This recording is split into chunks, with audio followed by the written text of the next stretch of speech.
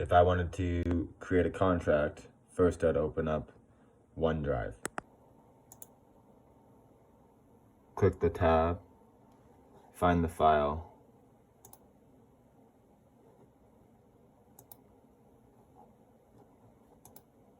and begin to build the contract. Once you have your contract open and ready, you get your estimate ready too. This is already converted to a invoice as we've collected half the contract, which is the deposit amount, excluding install disposal. Then you begin to transfer the numbers over like so. Here we go. Let's make a contract.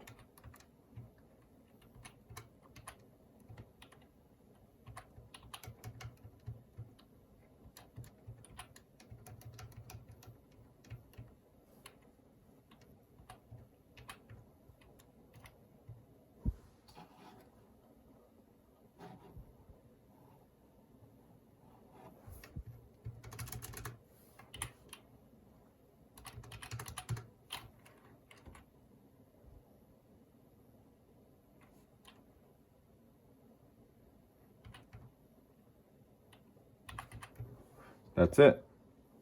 Now you'll see here that this number was already there because inside of the bracket it has a built-in code, which D15 is right here, which in D15 has another code, which in their bracket has D10 plus D12 plus D11, sorry, making a shortcut to get you your numbers down here fast.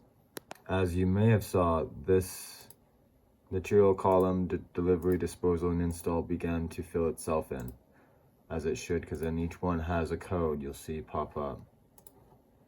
This one just has an equals because it's the delivery. Inside the delivery, keep in mind, it is each quantity plus their fee, which is not, these needs to be adjusted, but 145 should be about right. As well as disposal, inside that column is special. This one has two bins, $5.99, $60, $96. That's $299.98 times 2. That's already pre-put in or has to be changed sometimes manually if you're doing a cedar rip. This is a cedar job, so it's needed to be changed manually as you need 2 bins. And then it's added to the tons that is calculated, usually calculated prior, based off of this number being your total weight and calculated into 80 pounds per bundle divided by 2,000, you get your ton amount. And then the contract numbers, of course, everything would be filled out, or you begin to fill everything out. These numbers are generated automatically because then each one has the taxes, but for the taxes, they have to be done separate.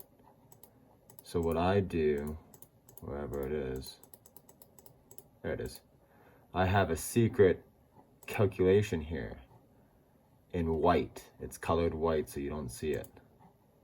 And it equals the taxes separate because you can't tax the number together. So the materials must be taxed separate from the installation. Otherwise, the 5% percentage of this total number will not make this number. It'll make a different number, slightly off. So you need to have separate taxes. Reason for that is then you do the taxes into the deposit and into the balance due separate after the fact, or you can divide it into this number. So as you would see, this goes all those added together.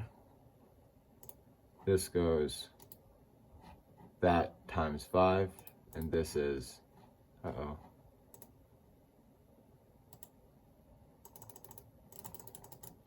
stop it.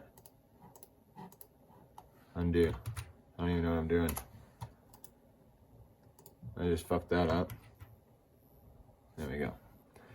So, that, thank you, goes into there, that goes into that. And this is, of course, them added together. That's a complete system separated. It cannot be a part of this. So this first one is materials and delivery only. It equals that, so you don't see the number. This is times tax, materials and delivery times tax. Bam. Same thing here. This is disposal and installation only. This is them added together times tax. And this is those together plus them together. So this is tax, this is the sum. This is tax, this is the sum. It's a trick that I use to keep it all in the system and not to get confused with it. And then you print it off, and you have here your contract agreement as expected, based on what you see up here.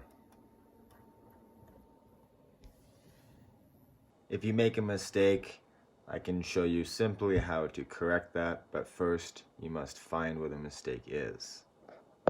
For the materials, I noticed a miscalculation somewhere.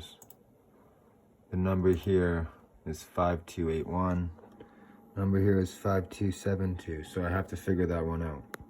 So by clicking the column up there, it highlights what it is. It's just materials of the roofing, staples, caulking, and then the subtotal of the accessories, adapters, the subtotal of metal, subtotal of shingles. By cross-referencing those, I'm able to quickly match which one is wrong. This one here is wrong. 465694. 466594. So we can go to this, click that column, and figure out which one is wrong. Begin to cross-reference them.